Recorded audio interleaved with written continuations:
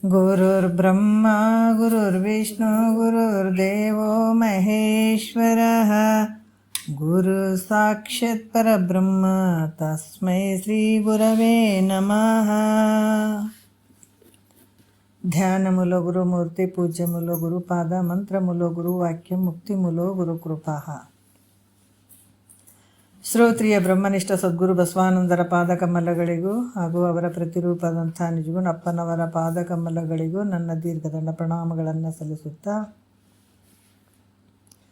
ಸದ್ಗುರು ಮಾರ್ತಾಂಡ ಸಾಬಾಯಿ ಸದ್ಗುರುಗಳ ಪಾದಕಮಲಗಳಿಗೂ ಹಾಗೂ ರಾಯಪ್ಪ ಸದ್ಗುರುಗಳ ಪಾದಕಮಲಗಳಿಗೂ ನನ್ನ ದೀರ್ಘದಂಡ ಪ್ರಣಾಮಗಳನ್ನು ಸಲ್ಲಿಸುತ್ತಾ, ಗುರು ಸ್ವರೂಪರಾದಂಥ ನನ್ನ ಪತಿದೇವರಿಗೂ ಕೂಡ ನನ್ನ ದೀರ್ಘದಂಡ ಪ್ರಣಾಮಗಳನ್ನು ಸಲ್ಲಿಸುತ್ತಾ, ಮನದಲ್ಲಿ ಸ್ಮರಿಸಿಕೊಳ್ಳುತ್ತಾ, ತಮ್ಮೆಲ್ಲರಿಗೂ ವಂದಿಸುತ್ತಾ, ಇವಾಗ ನಿಜಗುಂಡ್ರು ಹೇಳಿದಂಥ ಕೈವಲ್ಯ ಪದ್ಧತಿ ಭಾಳಷ್ಟು ಅದ್ಭುತವಾದಂಥ ವಿಚಾರಗಳನ್ನು ನಮಗೆ ಹೇಳ್ತಾ ಇದ್ದಾರೆ. ಈ ಕೈವಲ್ಯ ಪದ್ಧತಿ ಒಳಗೆ ನೀತಿ ಕ್ರಿಯಾಚಾರ್ಯ ಸ್ಥಳದಲ್ಲಿ ಇವತ್ತಿನ ಆಧಾರದ ಪದ ಅಂದರೆ 19ನೆಯ ಪದ ನಾವು ನೋಡ್ತಾ ಇದ್ದೀವಿ. ಮಹಾತ್ಮರು ಕೇಳ್ತಾ ಇದ್ದಾರೆ, ಏನು ಕೇಳ್ತಾ ಇದ್ದಾರೆ? ಬೇಡುವೆನು ಅಭವ ನಿಮ್ಮನ್ನು ಭವದುಳು ಮಾಡ್ಯಾನ ಒಲಿದು ಸುಗುಣ ಸಂತತಿಯೇ ನಿಂತು ಅಂತ ಕೇಳ್ತಾ ಇದ್ದಾರೆ. ಮಹಾತ್ಮರು ಕೇಳಕತ್ತಾರೆ, ನಮಗೆ ಸಂಬಂಧ ಇಲ್ಲರಿ ಅನ್ನಂಗಿಲ್ಲ. ನಾವು ಅವ್ರ ದಾರಿಗೆ ಹೋಗ್ಬೇಕಾಗ್ಯದ, ಹೋಗಲಿಲ್ಲ ಅಂದರೆ ಬಿಟ್ಟಪ್ಪಲ್ಲ. ಎಷ್ಟೇ ಜನ್ಮಗಳು ಬಂದರೂ ಕೂಡ ಮತ್ತು ಅವ್ರ ದಾರಿಗೆ ಹೋದಾಗ ನಮಗೆ ಸುಖ ಶಾಂತಿ ನೆಮ್ಮದಿ ಸಿಗುವಂಥದ್ದು. ಇದ್ರದ್ದೇನಾದರೂ ಒಂದು ಅಲಕ್ಷ್ಯ ಮಾಡಿಬಿಟ್ರೆ ಜನ್ಮಾಂತರದಲ್ಲಿ ದುಃಖ ಕಾಯ್ಕೊಂಡು ಕುಂತದ್ದು. ಈಗ ಒಂದೊಂದು ದುಃಖ ಬಂದ್ರೇ ತಡ್ಕೊಳಕ್ಕಾಗಲ್ಲ ನಮ್ಗೆ ಅಲ್ಲ. ಇನ್ನು ಜನ್ಮಾಂತರದಲ್ಲಿ ಅಂತಹ ದುಃಖಗಳನ್ನು ಎಷ್ಟು ತಡ್ಕೋಬೇಕು ಹೇಳ್ರಿ? ಭಾಳಷ್ಟು ಕಷ್ಟ ಐತೆ ಮುಂದೆ. ಈಗಾದ್ರೆ ಅಂದ್ಕೊಳ್ತೀವಿ ಏನು ಕಷ್ಟ ರೀ, ಏನು ದುಃಖ ರೀ, ಒಂದಲ್ದು ಒಂದು ಅಂತೀವಿ. ಅದು ಸ್ವಲ್ಪ ಸುಖ ತೋರಿದಂಗೆ ಆಗ್ತದೆ, ಆಮೇಲೆ ಕಷ್ಟ ಇರ್ತದೆ. ಕಷ್ಟ ತೋರಿದಂಗೆ ಆಗ್ತದೆ, ಆಮೇಲೆ ಸುಖ ಇರ್ತದೆ. ಅದಕ್ಕೆ ಮಹಾತ್ಮರು ಕೇಳ್ತಾ ಇದ್ದಾರಪ್ಪ, ಜನ್ಮಗಳು ಬರಲಿ, ನಾ ಬೇಡ ಅಂತ ಅನ್ನಂಗಿಲ್ಲ. ಆದ್ರೆ ಬಂದಂಥ ಒಂದು ಜನ್ಮದಲ್ಲಿ ನನಗೆ ಸುಗುಣ ಸಂತತಿಯನ್ನು ಕೊಡಪ್ಪ, ಸದ್ಗುಣಗಳನ್ನು ನನಗೆ ದಯ ಪಾಲಿಸು, ಶರಣರ ಸಂಘ ಕೊಡು, ಸಜ್ಜನರ ಸಹವಾಸ ಕೊಡು ಅನ್ನುವಂಥದ್ದು ಮಹಾತ್ಮರ ಒಂದು ಬೇಡಿಕೆ. ಅದಕ್ಕೆ ಇಲ್ಲಿ ಕೂಡ ಹಲವಾರು ರೀತಿಯಿಂದ ಅವ್ರು ಹೇಳ್ತಾ ಇದ್ದಾರೆ. ಮಹಾತ್ಮರು ಒಬ್ಬರೇ ಮಾಡ್ಕೋಬೇಕ್ರಿ, ನಮ್ಗೇನಿಲ್ಲರಿ ಅನ್ನಂಗಿಲ್ಲ. ಯಾಕಂದ್ರೆ ಭಾಳಷ್ಟು ಮಹಾತ್ಮರು ತಿಳ್ಕೊಂಬಿಟ್ರು ನಿಜವಾದ ದುಃಖ ಯಾವುದು, ನಿಜವಾದ ಸುಖ ಯಾವುದು ಅಂತ ತಿಳ್ಕೊಂಡ್ರು. ಶರೀರದ ಭಾವ ಸಂಪೂರ್ಣವಾಗಿ ಬಿಟ್ಕೊಂಡ್ರು ಅವರು. ಅಂಥ ಒಂದು ಬ್ರಹ್ಮಾನಂದದಲ್ಲಿ ಉಳ್ಕೊಂಡ್ರು ಅವರು.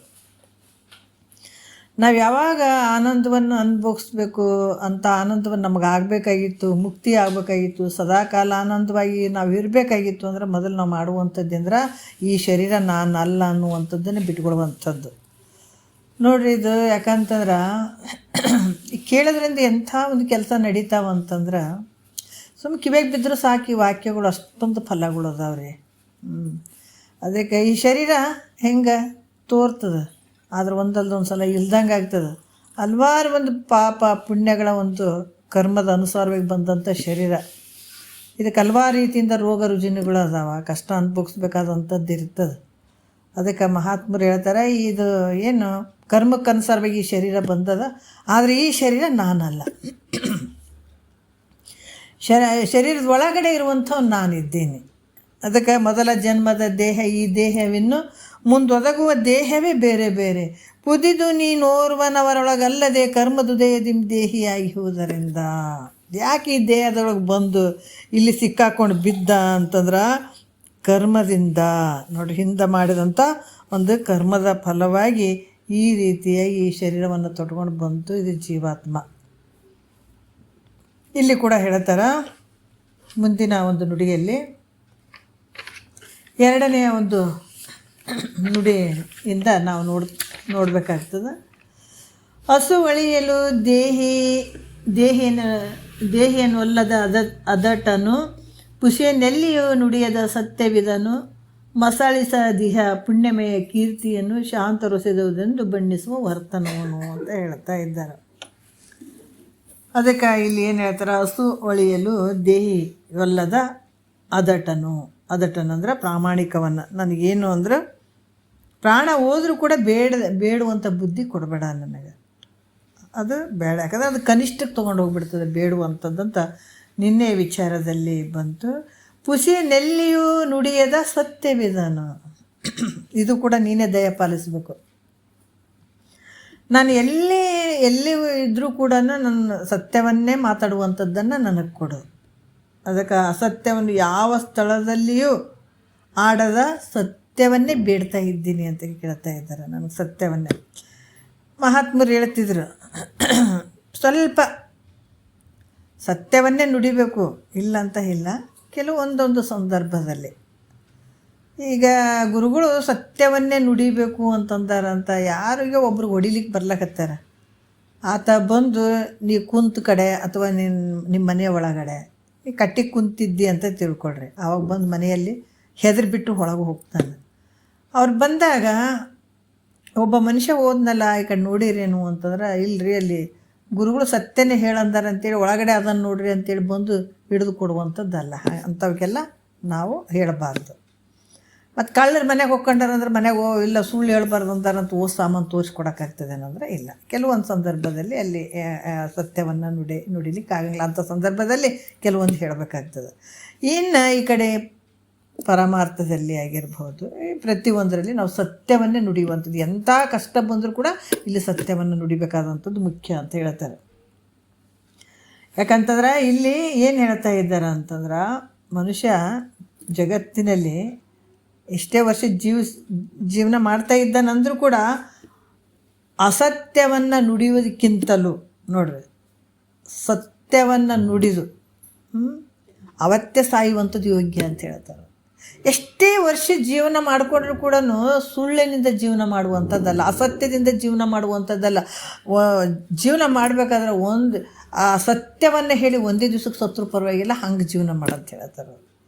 ಅದಕ್ಕೆ ಇಲ್ಲಿ ಕೂಡ ಹೇಳ್ತಾರೆ, ಯಾಕಂದ್ರೆ ಸತ್ಯವಾದಂಥ ಅದು ಒಂದು ಧರ್ಮ. ಸತ್ಯವನ್ನೇ ನುಡಿತೀನಿ ಅನ್ನುವಂಥದ್ದು ಕೂಡ ಅದು ಒಂದು ಧರ್ಮ. ಯಾಕಂದ್ರೆ ಸತ್ಯ ನುಡಿದೇ ಇರುವಂಥದ್ದು. ಆ ಸತ್ಯವನ್ನು, ಯಾಕಂದರೆ ಅಸತ್ಯ ನುಡಿಯುವಂಥದ್ದು ಅದು ಧರ್ಮ ಅಲ್ಲ.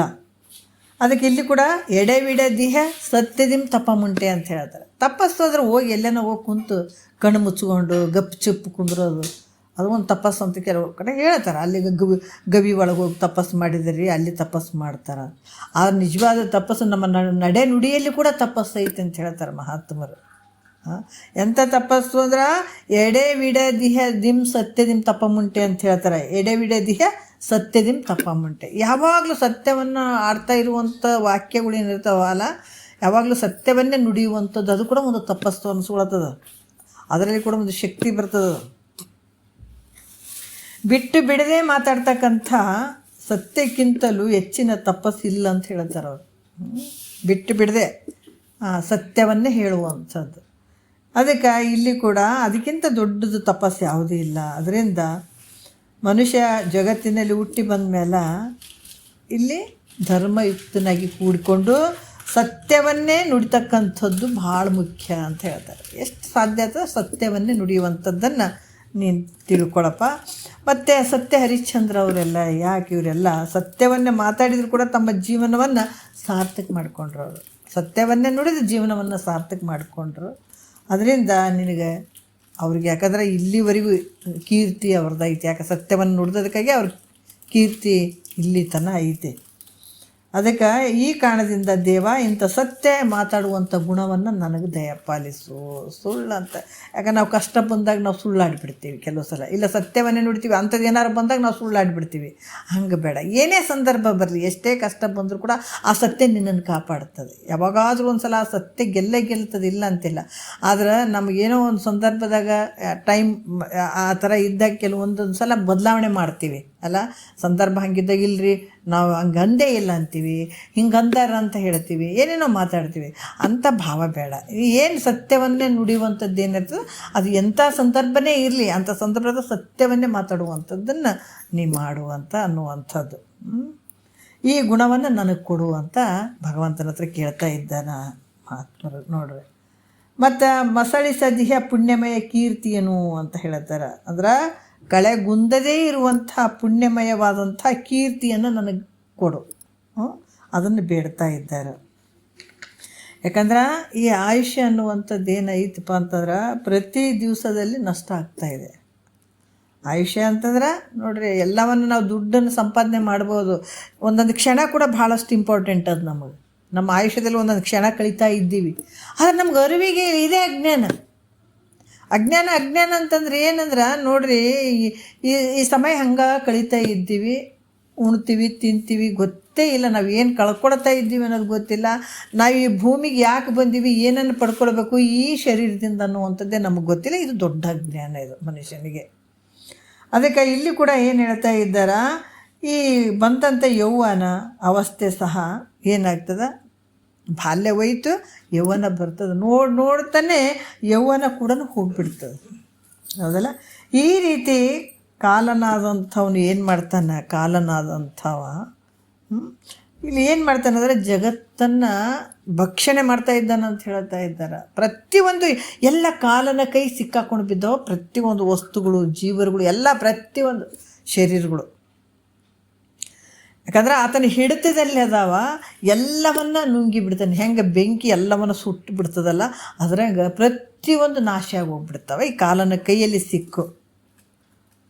ಅದಕ್ಕೆ ಸಂಪಾದನೆ ಮಾಡಿದ ಲಕ್ಷ್ಮಿ ಸಹ ನೋಡ್ರಿ, ಆಕೆ ಕೂಡ ನೀರಿನಲ್ಲಿ ಉತ್ಪತ್ತಿ ಆಗಿರುವಂಥ ತೆರೆನೊರೆಗಳು ಹೆಂಗೆ ಚಂಚಲ ಆಗಿರ್ತಾವೋ ಅಷ್ಟು ಚಂಚಲವಾಗಿರ್ತದೆ. ಲಕ್ಷ್ಮಿ ಕೂಡ, ಸಂಪಾದನೆ ಮಾಡಿದಂಥ ಲಕ್ಷ್ಮಿ ಕೂಡ ಹಂಗಿರ್ತದೆ. ಇನ್ನು ಜಗತ್ತಿನಲ್ಲಿ ಜೀವಾತ್ಮ ಆದರೂ ಕೂಡ ನೋಡ್ರಿ, ಆ ವಿದ್ಯುತ್ ಒಂದು ಕ್ಷಣ ಮಾತ್ರದಲ್ಲಿ ಹೆಂಗೆ ತೂರಿ ಅಡಗ್ತದೋ ಹಾಗೆ ಈ ಮಿಂಚು ಕೂಡ ಒಂದು ಸಲ ಹಿಂಗೆ ಚೆಕ್ ಅಂತ ಹೊಡೆದು ತೋರಿ ಅಡಗಿಬಿಡ್ತದೆ ನೋಡ್ರಿ. ಅದೆಲ್ಲ ಸುಳಿ ಗಾಳಿನೂ ತೊಗೊಳ್ತಾರೆ ಅವರು. ಸುಳಿ ಗಾಳಿ ಪಟ್ನ ಬರ್ತದೆ, ಎಷ್ಟೊತ್ತಿರ್ತದೆ, ಒಂದು ಸ್ವಲ್ಪ ಹೊತ್ತಿರ್ತದೆ, ಇದ್ದು ಮತ್ತೆ ಅದು ಹೋಗ್ಬಿಡ್ತದೆ.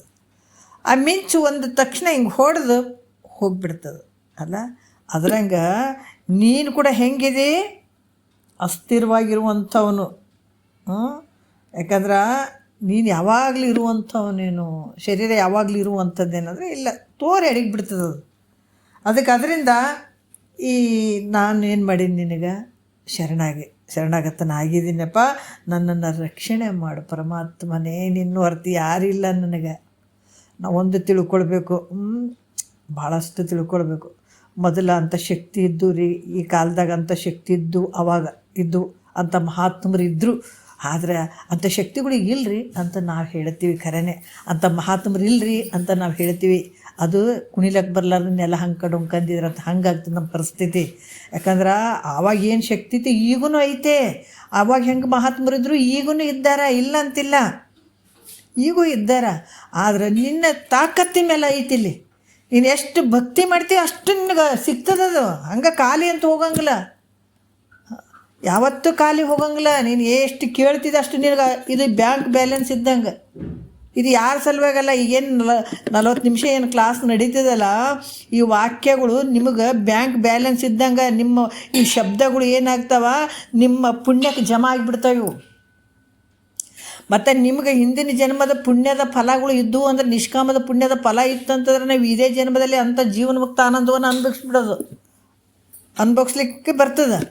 ಒಂದು ವೇಳೆ ಇನ್ನೂ ಆಗಂಗಿಲ್ಲ ರೀ, ಇನ್ನೂ ನಮಗೆ ತಿಳಿತಾನೆ ಇಲ್ಲ ಅಂತಂದ್ರೂ ಕೂಡ ಇವು ಹಂಗೆ ಖಾಲಿ ಹೋಗೋವಲ್ಲ. ಇವು ಹಂಗೆ ನಿಮ್ಮಲ್ಲಿ ಉಳ್ಕೊಂಡ್ಬಿಡ್ತಾವೆ, ನಿಮ್ಮ ಸಂಸ್ಕಾರದಲ್ಲಿ ಉಳ್ಕೊಂಡ್ಬಿಡ್ತಾವೆ. ಮುಂದಿನ ಜನ್ಮ ಬಂದರೂ ಕೂಡ ಒಳ್ಳೆ ಜನ್ಮ ಬರ್ತದೆ, ಅಲ್ಲಿ ಪಟ ಪಟ ಪಟ ಪಟ ಅರ್ಥ ಆಗಕ್ಕೆ ಶುರುವಾಗ್ತದೆ. ಈಗ ನೋಡಿರಿ, ಕೆಲವರಿಗೆಲ್ಲ ಹಿಂದೆ ಕೇಳೇ ಇರೋಂಗಿಲ್ಲ, ಕುಂತು ಕೇಳಕತ್ತಿದ್ರಂದ್ರೆ ಅನುಭವಕ್ಕೆ ಹೋಗ್ಬಿಡ್ತಾರೆ, ಅರ್ಥನೇ ಆಗಿಬಿಡ್ತದೆ, ಪೂರ್ತಿ ಅರ್ಥ ಆಗಿಬಿಡ್ತದೆ, ಅನುಭವಕ್ಕೆ ಹೋಗ್ಬಿಡ್ತಾರೆ. ಯಾಕೆ ಹಂಗೆ ಅನುಭವಕ್ಕೆ ಹೋದ್ರು ಅಂದರೆ ಹಿಂದಿನ ಜನ್ಮದಾಗ ಅವ್ರು ಕೇಳ್ಯಾರ, ಸ್ವಲ್ಪ ಮಾಡ್ಕೊಂಡಾರ ಕೆಲಸ, ಅದಕ್ಕೆ ಇಲ್ಲಿ ಪ್ರಕಟ ಆಗಕತ್ತದ. ಸಂಸ್ಕಾರದಾಗ ಉಳಿದಿದ್ವು, ಆವಾಗ ಗುರುಗಳು ಹೇಳಿದ ತಕ್ಷಣ ಅವ್ರಿಗೆ ಪ್ರಕಟ ಆಗಿಬಿಡ್ತದೆ. ಓ ಹೌದಲ್ಲ, ಕರೆ ನಾವು ಆ ಎಲ್ಲ ಅನುಭವಕ್ಕೆ ಬಂದುಬಿಡ್ತಾವೆ ವಿಚಾರಗಳು. ಮತ್ತು ಕೆಲವ್ರಿಗೆ ಎಷ್ಟು ಹೇಳಿದ್ರೂ ಅರ್ಥನೇ ಆಗಂಗಿಲ್ಲ, ಎಷ್ಟು ವರ್ಷ ಕೇಳಿದ್ರೆ ನಮ್ಗೆ ಅರ್ಥನೇ ಆಗಂಗಿಲ್ಲ ಅಂತಾರೆ. ಆದ್ರೆ ಅರ್ಥ ಆಗಂಗಿಲ್ಲ ಅಂತೂ ಬಿಡಂಗಿಲ್ಲ. ಇದು ಹಂಗೆ ಕೇಳ್ತಾ ಹೋದ್ರೆ ಖಂಡಿತ ಅರ್ಥ ಆಗ್ತದೆ. ಇನ್ನು ಈ ಜನ್ಮದಾಗ ಮುಕ್ತನ ಆಗಿಲ್ಲ ಅಂದರೂ ಕೂಡ ಮುಂದಿನ ಜನ್ಮದಲ್ಲಿ ನಿನಗೆ ಒಳ್ಳೆ ಜನ್ಮನೂ ಸಿಗ್ತದೆ, ನಿನಗೆ ಅರ್ಥನೂ ಆಗ್ತದೆ, ಭಾಳಷ್ಟು ಅದ್ಭುತವಾದಂಥ ಫಲಗಳು ನಿನಗೆ ಸಿಗ್ತಾವೆ. ಅದಕ್ಕೆ ಹೇಳ್ತಾರೆ, ಅನಿಮಿತ್ತ ಅರಿಗಳೆನಿಪ ಕಾಮಾದಿಗಳಿಗಾಗಿ ತನುವ ಅನೇಕವನ್ನು ಕೊಟ್ಟೆ ಭವಭವಂಗಳಲ್ಲಿ ನಿನಗೊಂದು ದೇಹವನ್ನು ಕೊಟ್ಟು ತಪವಂತು ಘನಶಂಭು ಲಿಂಗವಾಗಿರಲೊಲ್ಲೆ ಮನುಷ್ಯ ಅಂತ ಹೇಳ್ತಾರೆ ನೋಡ್ರಿ ಅವರು. ನಿನಗೊಂದು ಶರೀರ ಇದಕ್ಕೆ ನಿನಗೆ ಮೀಸಲಿಡು. ಅದಕ್ಕೆ ಮಹಾತ್ಮರು ಇನ್ನೂ ಹೇಳ್ತಾರೆ, ಬೆಳಗ್ಗೆಯಿಂದ ಏನು ಇವಾಗ 40 ನಿಮಿಷ ಕ್ಲಾಸ್ ಕೇಳಿದ್ಮೇಲೆ ನಾಳೆ ಇಷ್ಟೊತ್ತಿಂತನ ನೀನು ಏನು ಮಾಡ್ತಿದ್ದಿ ಮಾಡ್ಕೋ, ಕೆಲಸಗಳನ್ನು ಮಾಡು, ಶರೀರದಿಂದ ಬೇಕಾದಷ್ಟು ಮಾಡು, ಬೇಡ ಅನ್ನಂಗಿಲ್ಲ. ಆದರೆ ನಿನ್ನ ಮನಸ್ಸು ಗುರು ಹೇಳಿದಂಥ ವಾಕ್ಯವನ್ನು ಚಿಂತನೆ ಮಾಡ್ತಾ ಇರಲಿ. ಇದು ಬಹಳ ಶ್ರೇಷ್ಠ. ಅದಕ್ಕೆ ಇಲ್ಲಿ ಕೂಡ ಹೇಳ್ತಾರೆ ಅವರು, ಏನು ಹೇಳ್ತಾ ಇದ್ದಾರೆ ಅಂತಂದ್ರೆ, ಈ ಶರೀರ ಕೂಡ ಹೆಂಗೈತಿ ಅಂದ್ರೆ ಇದನ್ನು ಬಾಡಿಗೆ ಬಂದಂಗೆ. ಈಗ ನೋಡ್ರಿ, ನೌಕರಿ ಅಥವಾ ಎಲ್ಲೋ ಕೆಲಸಕ್ಕೆ ಹೋದಾಗ ಶರೀರ ಗಟ್ಟಿರೋ ತನ ರೊಕ್ಕ ರೂಪಾಯಿ ಮಾಡ್ಕೊಂಡು ನಾಳೆ ನಾವು ಏನಾರ ನಮ್ಮ ಶರೀರಕ್ಕೆ ಅದನ್ನು ಕೂತು ತಿನ್ನೋಕೆ ಬರ್ತದ್ರಿ, ಅದಕ್ಕೆ ಇದನ್ನೆಲ್ಲ ಮಾಡ್ಕೋಬೇಕು ಅಂತ ಹೇಳ್ತೀವಿ, ಹೌದಿಲ್ಲ? ಸಂಪತ್ತು ಏನಾರ ಮಾಡ್ಕೊಂಡ್ವಿ, ಆಸ್ತಿ ಅದಕ್ಕೆ ಮಾಡಕತ್ತೀವಿ ಅಂದ್ರೆ ಮುಂದೆ ಯಾವುದಕ್ಕೂ ಒಂದಿಟ್ಟು ಬರ್ತದ್ರಿ, ಮತ್ತು ಶರೀರ ಬಿದ್ದ ಕಾಲಕ್ಕೆ ಕೂತು ತಿನ್ನಬೇಕಲ್ಲ ಅಂತ ಎಷ್ಟೋ ಜನ ಈ ಮನಸ್ಥಿತಿ ಇಟ್ಕೊಂಡೇ ಹಗಲಿ ರಾತ್ರಿ ದುಡಿತಾರೆ. ಆದರೆ ಅದು ಶಾಶ್ವತ ಏನೋ, ಅಷ್ಟು ತನಕ ಇರ್ತಿ ಏನೋ ಗೊತ್ತಿಲ್ಲ, ಯಾವುದು ಗ್ಯಾರಂಟಿ ಇಲ್ಲ ನಿನಗೆ. ಆದರೆ ಇದು ಕೂಡ ಹೆಂಗೈತಪ್ಪ ಅಂತಂದ್ರೆ, ಈ ಯೌವನ ಸಂದರ್ಭ, ಬಾಲ್ಯದಲ್ಲೂ ಇದನ್ನು ತಿಳ್ಕೊಳಕ್ಕಾಗಲಿಲ್ಲ, ಯೌವನ ಸಂದರ್ಭದಲ್ಲಿ ನೀ ಸಂಸಾರ ಮಾಡು, ಸಂಸಾರದ ಜೊತೆಗೆ ಇದನ್ನು ನೀ ಮಾಡ್ಕೊಂಡ್ರೆ ಇದು ದೊಡ್ಡ ಸಂಪತ್ತು. ನಿನ್ನ ಶರೀರ ಆದರೂ ಕೂಡ ನೀ ಆನಂದವಾಗಿ ಇರ್ತಿದ್ದಿ. ಒಂದು ವೇಳೆ ಶರೀರ ನಿನ್ನ ನೆಲಕ್ಕೆ ಬಿದ್ದದ, ನಿನಗೆ ಎದ್ದೇಳಕ್ಕಾಗಂಗಿಲ್ಲ ಅಂದ್ರೂ ಕೂಡ ನೀ ಆನಂದದಾಗಿ ಇರ್ತಿದ್ದಿ. ಅಂಥ ಸಂಪತ್ತಿದು. ಶರೀರಕ್ಕೆ ಏನಾರ ಆಗಲಿ ಇದನ್ನು ತಿನ್ಕೊತ ಕುಂದ್ರೋದಷ್ಟೇ. ಅವಾಗ ಯಾರು ಏನು ನೋಡಿದ್ರೇಟು ಬಿಟ್ರೇಟು ಸುಮ್ಮನೆ ಈ ವಾಕ್ಯಗಳನ್ನ ತಿನ್ಕೊತ ಕುಂದ್ರೆ ನಿನಗೇನು ಬೇಕಾದಂಗೆ ಐತಿದು ಅಂತ ಆನಂದದಿದೆ. ಶರೀರ ಹೆಂಗೆ, ಅದಕ್ಕೆ ಶರೀರ ಶಾಶ್ವತ ಏನಂದ್ರಲ್ಲ, ಮತ್ತು ಇದ್ದಾಗ ಇದನ್ನು ತಿಳ್ಕೊಬೇಕು. ಶರೀರ ಚಂದ ಇದ್ದಾಗ ಕಿವಿ ಚಂದ ಇರಬೇಕು, ಗುರುಗಳು ಮುಂದೆ ಕುಂತು ಕೇಳಂಗಿರಬೇಕು, ಆ ಮನಸ್ಸನ್ನು ಶುದ್ಧ ಇರಬೇಕು, ಕೂತ್ಕೊಂಡು ಪಡ್ಕೊಳ್ಬೇಕನ್ನುವಂಥ ಭಾವ ಬರಬೇಕು. ಅದಕ್ಕೆ ಮನುಷ್ಯತ್ವ ಮುಮುಕ್ಷತ್ವ ಮಹಾಜನ ಸಂಶ್ರಯತ್ವ ಏತ ತ್ರಯಂ ಸುದುರ್ಲಭಂ ಅಂತ ಹೇಳ್ತಾರೆ ಅವರು. ಈ 3 ಬಂದದಂದ್ರೆ ಪಡ್ಕೊಂಡೇ ಬಿಡು ನೀನು.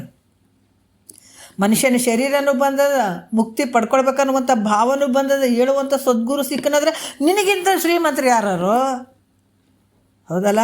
ನಾವು ಅಂದ್ಕೊಳ್ತೀವಿ ಶ್ರೀಮಂತಿಕೆ ಅಂತ ಬಡ್ದಾಡಿ ದುಡ್ಡು ಮಾಡಬೇಕು, ಆಸ್ತಿ ಮಾಡಬೇಕು, ಎಲ್ಲ ಮಾಡಬೇಕು ಅಂತ ಹೇಳ್ಬಿಟ್ಟು ಈ ಶರೀರವನ್ನು ಕೆಲವು ಸಲ ಒಂಥರ ತುಚ್ಛವಾಗಿ ಮಾಡಿಕೊಂಡು ಎಲ್ಲವನ್ನು ದುಡಿತೀವಿ. ಒಂದು ವೇಳೆ ನಿನ್ನ ಕೈಗೆ ಕಾಲಿಗೆ ನಿನ್ನ ಶರೀರಕ್ಕೆ ಏನಾರ ಆಯಿತು ಅಂತಂದ್ರೆ ಎಷ್ಟು ಕಷ್ಟ ಐತಿ ಹೇಳ್ರಿ. ಅದಕ್ಕೆ ದೊಡ್ಡ ಸಂಪತ್ತು ಯಾವುದಂದ್ರೆ ಶರೀರ ಅನ್ನುವಂಥದ್ದೇ ದೊಡ್ಡ ಸಂಪತ್ತು. ಎಲ್ಲ ನಿನಗೆ ಅನಾಯಾಸವಾಗಿ ಎಲ್ಲವನ್ನು ಕೊಟ್ಟಿದ್ದಾನೆ, ಕಾಲು ಕೈ ಕೇಳುವಂಥದ್ದು ಕಿವಿ ಕಣ್ಣು, ಇದನ್ನೇ ಇವಾಗ ಹಾಳು ಮಾಡ್ಕೋತೀರಲ್ಲಪ್ಪ. ಕೇಳ್ರಿ, ಇದರಿಂದ ಬೇಕಾದಷ್ಟು ಸದ್ಗುರು ವಾಕ್ಯ, ಪರಮಾತ್ಮನ ಸ್ವರೂಪವಾಗಿ ಸದ್ಗುರು ಬಂದಿದ್ದಾನಂತಂದಾಗ ಈ ಶರೀರ ರೊಕ್ಕ ರೂಪಾಯಿದಲ್ಲ, ಅದು ಕಣ್ಣಿಗೆ ಕಾಣುವಂಥದ್ದು ಒಂದಲ್ಲ ಒಂದು ಸಲ ನಾಶಿಯಾಗಿ ಹೋಗ್ತದೆ. ನೀನೇನು ಒಟ್ಟಿಗೆ ಪರಮಾತ್ಮ ಏನು ಕಡಿಮೆ ಮಾಡಿರೋಂಗಿಲ್ಲ. ಆದ್ರೆ ಮಹಾತ್ಮರು ಹೇಳ್ತಾರೆ ನೋಡ್ರಿ, ಏನು ಅದ್ಭುತವಾಗಿ ಹೇಳ್ತಾರೆ ಅವರು. ಶರೀರಕ್ಕೆ ಇಷ್ಟೆಲ್ಲ ನಿನಗೆ ಅನಂತವಾಗಿ ಕೊಟ್ಟಿದ್ದಾನೆ, ಕೈ ಕಾಲು ಕಣ್ಣು ಕಿವಿ ಮೂಗು ಎಲ್ಲ ಕೊಟ್ಟಿದ್ದಾನಂದ್ರೆ ನೀನು ದೊಡ್ಡ ಶ್ರೀಮಂತಿದ್ದಿ. ನೀನು ಇದನ್ನು ಬಿಟ್ಟು ಬೇರೆ ಯಾವ ಶ್ರೀಮಂತಿಕೆ ತೊಗೊಳ್ತಿದ್ದೆ? ಅದಕ್ಕೆ ಇದು ಯಾವಾಗ ಅಂದ್ರೆ ಯೌವನ ಸಂದರ್ಭದಲ್ಲಿ ಇಲ್ಲಿ ಬಹಳಷ್ಟು ಒಂದು ಏನಂದ್ರೆ ಗೂಢಾರ್ಥಗಳನ್ನು ಇಟ್ಟಿದ್ದಾನೆ, ಸಂಸಾರವನ್ನು ಜೋಡಿಸಿದಾನ. ಈ ಯೌವನ ಸಂದರ್ಭದಲ್ಲಿ ಏನು ಮಾಡಿದಾನಂದ್ರೆ ಇದ್ರ ಶರೀರಕ್ಕೆ ಗಟ್ಟಿಯಾಗಿರ್ತದೆ, ಚಂದ ಇರ್ತದೆ, ಕುಂತು ಚಂದ ಕೇಳ್ಬೇಕಂತ ಮನಸ್ಸು ಐತೇನೆ ಇದ್ರ ಜೊತೆ ಅಂದರೆ ಇರೋಂಗಿಲ್ಲ. ನೀನಿಲ್ಲಿ ಹೋರಾಟ ಮಾಡಿ ಆ ತಾಕತ್ತಿತ್ತು ಅಂತಂದ್ರೆ ನೀ ಸಂಸಾರ ಮನಸ್ಸನ್ನು ಆ ಕಡೆ ಈ ಕಡೆ ಹೋಗುವಂಥ ಮನಸ್ಸನ್ನು ಹಿಡ್ಕೊಂಡು ಸದ್ಗುರುವಿನ ಹತ್ರ ಕೇಳಿದಾಗ ನೀ ಪಾವನ ಆಗ್ತಿದೆ. ಇದು ಒಂದು ಗೂಢಾರ್ಥ ಒಳಗೆ ರಹಸ್ಯವಾಗಿ ಇಟ್ಟಿದ್ದಾನೆ. ಇದು ನೀ ಇದನ್ನಾರ ಮಾಡ್ಕೊ, ಇದು ಮಾಡ್ಕೊಳ್ಬೇಕಾಗಿದ್ದರೆ ನೀ ಜಾಣನಾಗಬೇಕಾಗ್ತದೆ. ಅದಕ್ಕೆ ಜಾಣನು ಲೌಕಿಕ ಪರಮಾರ್ಥವೆರಡನ್ನು ಮಾಡದೆ ಕೂಡಿ ನಡೆಸುತ್ತೇನೆ ನಿಂತು ಅಂತ ಹೇಳಿದ್ದಾರೆ ಮಹಾತ್ಮರು. ಮತ್ತು ಇದರಲ್ಲೇ ನೀವು ವಿಷಯಾದಿಗಳ ಕಡೆ ಮುಖ ಇಟ್ಕೊಂಡು ಓದಿ ಅಂತಂದ್ರೆ ಆಯ್ತು, ಹೋಗಿ ಹಳ್ಳಕ್ಕೆ ಬಿದ್ದಿ ನೀ ಇದ್ರಾಗ ಸ್ವಲ್ಪ ಜಾಣ ಆಗಪ್ಪ ಅಂತಾರೆ ಮಹಾತ್ಮರು. ಮಕ್ಕಳಿಗೆ ಹೇಳಂಗಿಲ್ಲ, ಹೇಳ್ತಾರಿಲ್ಲ ನೋಡಪ್ಪ. ಯೌವನ ಸಂದರ್ಭದಲ್ಲಿ ಮಕ್ಕಳಿಗೆ ಭಾಳಷ್ಟು ಕಷ್ಟ ಹೇಳೋದು. ಅವ ಆ ಕಡೆ ಎಲ್ಲ ಅವರ ಜೊತೆ ಹುಡುಗರ ಜೊತೆ ತಿರುಗಾಡಿ ಮಾಡಬಾರ್ದು ಕೆಲಸಗಳನ್ನು ಮಾಡಿ ಕೊನೆಗೆ ದುಃಖ ಪಡ್ತಾವ. ನೋಡ್ರಪ್ಪ, ಇವ್ರು ಸಹವಾಸ ಮಾಡೋಕೆ ಹೋಗ್ಬೇಡ್ರಿ, ಕೆಟ್ಟವ್ರು ಸಹವಾಸ ಮಾಡಬೇಡ್ರಿ, ಹಾಳಾಗ್ತೀರಿಯಪ್ಪ, ಒಳ್ಳೆಯವ್ರು ಸಹವಾಸ ಮಾಡಿರಿ, ಒಳ್ಳೆಯದನ್ನು ಪಡ್ಕೊಡ್ರಪ್ಪ ಅಂತ ಹೇಳಿದ್ರೆ ಅದನ್ನು ಕೇಳ್ಕೊಂಡು ಸರಿ ಅದನ್ನಂದ್ರೆ ಅವ ಜಾಣ ಆಗ್ತಾನೆ. ಇಲ್ಲಂದ್ರೆ ಪಡಬಾರ್ದು ಕಷ್ಟ ಅವನೇ ಪಡಬೇಕಾಗ್ತದೆ. ಎಲ್ಲಿ ತಂದೆ ತಾಯಿ ಮಾತು ಮೀರಿ ಹೋದಂಥವನು. ಇಲ್ಲಿ ಕೂಡ ಗುರು ಹೇಳಿದಂಥ ಮಾತನ್ನು ಕೇಳಿಕೊಂಡು ಸಂಸಾರದ ಜೊತೆಗೆ ಇದನ್ನು ಪರಮಾರ್ಥವನ್ನು ಮಾಡ್ಕೊಂಡಂದ್ರೆ ಅವ ಜಾಣ ಆಗ್ತಾನೆ. ಇಲ್ಲಂದ್ರೆ ಏನಾಗ್ತಾನೆ? ಜನ್ಮ ಜನ್ಮಾಂತರದಲ್ಲಿ ದುಃಖ ಅನುಭವಿಸ್ಬೇಕಾಗ್ತದ. ಅದಕ್ಕೆ ಇಲ್ಲಿ ಮಹಾತ್ಮರು ಹೇಳ್ತಾರ, ಇದು ಕೂಡ ಅಸ್ಥಿರವಾಗಿರುವಂಥದ್ದಪ್ಪ ಶರೀರ ಕೂಡ. ಈ ಶರೀರ ಇದ್ದಾಗ ಇದನ್ನು ಜೋಪಾನವಾಗಿ ನಾವು ಇಂಥ ಸಂಪತ್ತವನ್ನು ಮಾಡ್ಕೊಳ್ಬೇಕಾಗ್ತದೆ. ಶರೀರ ಬಿದ್ದ ಕಾಲಕ್ಕೂ ಮಾಡ್ಕೊಳಕ್ಕಾಗಂಗಿಲ್ಲ ನೋಡ್ರಿ. ಕಿವಿನೂ ಹೋಯ್ತು, ಶರೀರ ಒಂದು ಕಡೆ ಬಿತ್ತು, ಕುಂತು ಕೇಳೋಕ್ಕಾಗ್ತದ ನಾವಾಗ? ಏನಾಗ್ತದೆ? ಏನಿಲ್ಲ. ಸ್ವಲ್ಪ ಯೌವನ ಒಂದು ಸ್ವಲ್ಪ ಹೋಯ್ತಂದ್ರೆ ಮುಪ್ಪಿನಾಗ ಏನೇನು ಬರ್ತಾವನ ಅದು ಊಹೆ ಮಾಡ್ಕೊಳಕ್ಕೂ ಸಾಧ್ಯ ಇಲ್ಲ ಮನುಷ್ಯನಿಗೆ. ಮತ್ತಿಷ್ಟಾದರೂ ಕೂಡ ನಮ್ಗೆ ತಲೆಗೆ ಇಲ್ಲೇ ಇಲ್ಲ. ಗುರುನಾಥನ ವಾಕ್ಯಗಳು ತಲೆಗೇ ಬಡಿಯವಲು ಅಂದ್ರೆ ಎಂಥದ್ರಿ ಅಜ್ಞಾನ ಇದು, ದೊಡ್ಡ ಅಜ್ಞಾನ ಇದು. ಎಂಥ ಅಘಟಿತ ಮಾಯೆ ಅಂತೇಳಿದ್ದಾರೆ. ಇದು ಮಾಯೆ ಹೆಂಗೆ ಹಾಕ್ಕೊಂಡ್ಬಿಟ್ಟದಂದ್ರೆ ದೊಡ್ಡ ರೋಗ ಇದು. ಎಂಥ ರೋಗ ಎಂತ್ರಿ ಇದು, ಭಾರಿ ದೊಡ್ಡ ರೋಗ ಇದು. ಅದಕ್ಕೆ ಮಹಾತ್ಮರು ಹೇಳ್ತಾರ, ಈ ಶರೀರ ಸ್ವಲ್ಪ ಗಟ್ಟಿ ಇದ್ದಾಗ, ನೀನು ಕಿವಿ ಕೇಳಬೇಕಾದಾಗ, ಕುಂತು ಕೇಳ್ಬೇಕಂತ ಮನಸ್ಸಾದಾಗ ಇದನ್ನು ಪಡ್ಕೊಂಬಿಡು. ಸ್ವಲ್ಪ ವಯಸ್ಸಾಗಿ ಮುಪ್ಪಾವಸ್ಥೆ ಬಂತು ಅಂದಾಗ ಏನೇನು ರೋಗಗಳು ಬರ್ತಾವೋ, ನಿನ್ನ ಶರೀರದ ಏನು ಪ್ರಾರಬ್ಧ ಐತೋ ಯಾರಿಗೆ ಗೊತ್ತು.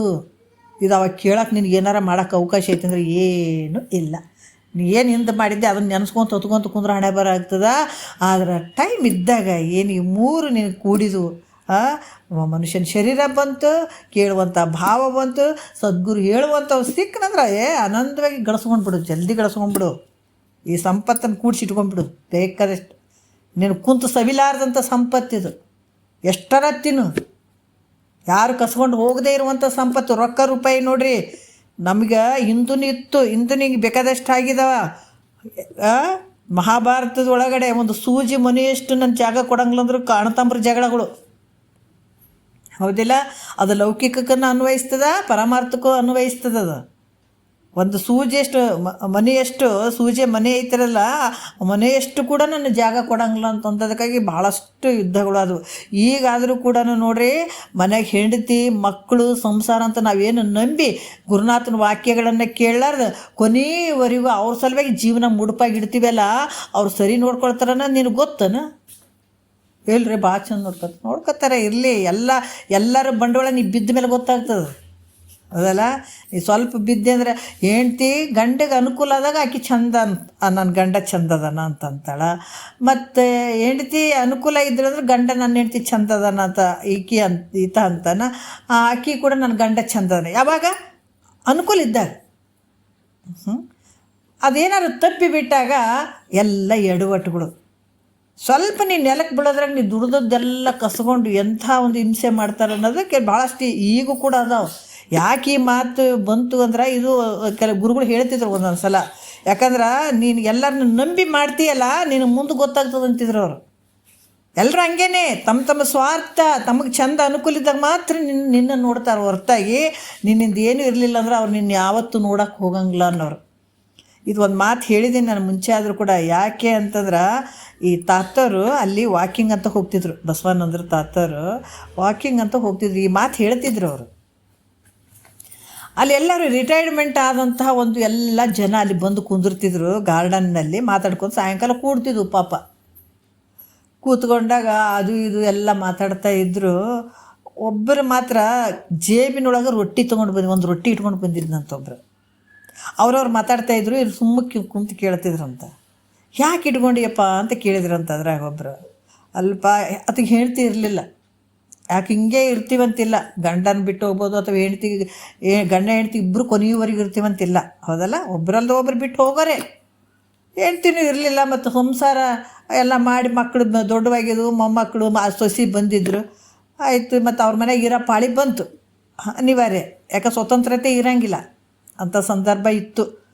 ಆದಾಗ ಯಾಕೆ ತೊಗೊಂಡು ಬಂದ್ರಿ ರೊಟ್ಟಿ ಅಂತಂದ್ರೆ, ಇಲ್ಲ ರೀ ನನಗೆ ಇವತ್ತು ಹುಷಾರಿಲ್ಲ. ದಿವಸ 2 ರೊಟ್ಟಿ ಕೊಡ್ತಾಳೆ ನನ್ನ ಸೊಸಿ, 2 ರೊಟ್ಟಿ ಉಣ್ತೀನಿ ನಾನು. ನಮ್ಮ ಮಾವ ಇಟ್ಟೆ ಉಣ್ತಾನಂತ ನನಗೆ 2 ರೊಟ್ಟಿ ಕೊಡ್ತಾಳೆ. ಆದ್ರೆ ನನಗೆ ಇವತ್ತು ಸ್ವಲ್ಪ ಹುಷಾರಿಲ್ದಂಗೆ ಆಗ್ಯದ, ಒಂದೇ ರೊಟ್ಟಿ ಕೊಡು ಅಂತಂದಿನಿ ಅಂದ್ರೆ, ಇನ್ನು ದಿನ 1 ರೊಟ್ಟಿ ಕೊಡೋಕ್ಕೆ ಶುರು ಮಾಡಿದ್ರಂದ್ರೆ ಹೆಂಗೆ ಮಾಡಲಿ ನಾನು? ಅದಕ್ಕೆ ನಾನು 2 ರೊಟ್ಟಿ ತೊಗೊಂಡಿದ್ದೀನಿ, 1 ರೊಟ್ಟಿ ಉಂಡೀನಿ, 1 ರೊಟ್ಟಿ ಹೋಗಲಿಲ್ಲ, ಜೇಬ್ನಾಗ ಇಟ್ಕೊಂಡಿನಿ ಅಂತಂದ್ರೆ ನೋಡಿ. ಎಂಥ ಮಾತು ರೀ, ಇರ್ತಾವಿಲ್ಲ ಅಂತಿಲ್ಲ. ಅದಕ್ಕೆ ಮಕ್ಕಳು ಹೊಡೆದು ಬಡ್ದು ನೋಡ್ತಾರೆ. ಹೆಂಗೆ ನೋಡ್ತಾರೆ ಮಕ್ಕಳು? ಹೊಡೆದು ಬಡ್ದು ನೋಡ್ತಾರೆ, ಒದ್ದು ಹೊರಗಾಕಿನೂ ನೋಡ್ತಾರೆ, ನಿನ್ನ ಕಷ್ಟ ಕೊಟ್ಟು ನೋಡ್ತಾರೆ, ಮತ್ತು ಚಂದ ನೋಡ್ಕೊತಾರೆ. ಯಾವುದಕ್ಕೆ ನಿನ್ನ ಹಣೆ ಬರ ಚಂದ ಇತ್ತಂದ್ರೆ ಚಂದ ನೋಡ್ಕೊತಾರೆ. ಭಾಳ ಚಂದ ಇರ್ತಾರೆ ಮನೆ ಹೆಣ್ಮಕ್ಳು, ಯಾಕೆ ಹೊರಗಿನವರು ಚಂದ ನೋಡ್ಕೋತಾರೆ ನಿನಗೆ, ನಿನ್ನ ಹಣೆ ಬರ ಚಂದ ಇದ್ರೆ. ಇಲ್ಲಂದ್ರೆ ಹಂಗೈತೆ. ಅದಕ್ಕೆ ಇದು ಯಾವುದು ನಂಬಬೇಡ ನೀನು. ಮಕ್ಕಳು ಚಂದ ನೋಡ್ತಾರಂತೂ ಅದ್ರಾಗ ಬೀಳಕ್ಕೆ ಹೋಗಬೇಡ. ಚಂದ ನೋಡೋಗ್ಲಂತೂ ದ್ವೇಷನೂ ಮಾಡಬೇಡ. ಆದ್ರೆ ನಿನ್ನ ಕೆಲಸ ನೀ ಮಾಡ್ಕೊ ಮೊದಲು. ಮಹಾತ್ಮರು ಹೇಳೋದು ಒಂದು ಕಿವಿ ಮಾತುಗಳಿವೆಲ್ಲ. ಯಾಕೆ ಈ ಸಮಯ ಕಳ್ಕೊಂಡ್ಬಿಟ್ಟೆ ಅಂದ್ರೆ ಮುಂದೆ ಸಿಗಂಗಿಲ್ಲ. ಇದು ಸಮಯ ಮುಗಿದೋಯ್ತು. ನಿನ್ನ ಜನ್ಮದಾಗ ಒಂದೊಂದು ನಿಮಿಷ ಕೂಡ ಹೋಗಾಕತ್ಬಿಟ್ಟವು. ಅದಕ್ಕೆ ನಾವು ಚಂದ, ನೀವು ಚಂದ. ನಮಗೆ 20-30 ವರ್ಷ ಆಯ್ತು, ನಮಗೆ 50 ವರ್ಷ ಆಯ್ತಂತ, ಅದು 60 ವರ್ಷ ಆಯ್ತಂತ, ಏನೋ ಸಿಲ್ವರ್ ಜುಬ್ಲಿ ಅಂತ, ಆ ಜುಬ್ಲಿ ಅಂತ. ನೀನು ಮಹಾತ್ಮರು ಭಾಳ ನಿಷ್ಠುರವಾಗಿ ಮಾತಾಡ್ತಾರೆ. ಅರಿಷ್ಟಿಗೇಡಿ ಅಂತಿದ್ರು ಅವರು. ತಾಯಿಗೆ ಭಾಷೆ ಕೊಟ್ಟು ಬಂದಿದ್ದು ಜನ್ಮಕ್ಕೆ, ಈ ಮಾನವ ಶರೀರಕ್ಕೆ ಬಂದು ನಿನ್ನನ್ನೇ ನೀವು ಮರಿತೀಯಲ್ಲ, ಎಲ್ಲಿಟ್ಟಿದ್ದೀವಿ ಬುದ್ಧಿ? ಅದಕ್ಕೆ ಸುಮ್ಮನೆ ಕಾಲವನ್ನು ಕಳೆದು ಸಾವುದು ಉಚಿತವೇ. ಅಷ್ಟು 50 ವರ್ಷ ಆದರೂ ಕೂಡ ನಾನು ಇದನ್ನು ಒಂದು ಚೂರು ತಿಳ್ಕೊಳ್ಳಿಲ್ಲ ಅನ್ನೋವಂಥದ್ದು ಒಂದು ನಿನಗೆ ಅದು ಸಿಟ್ಟು ಬೇಡ ನಿನಗೆ. ಇಷ್ಟು ಹಂಗೆ ಕಳೆದ್ಬಿಟ್ಟಿನಿ ನೀನು ನಾಯಿ ನರಿ ಹಂಗೆ. ಈಗಲಾದ್ರೂ ಭಗವಂತನ ತಿಳ್ಕೊಳ್ಬೇಕು, ಮಹಾತ್ಮರ ವಾಕ್ಯ ಕೇಳಬೇಕು.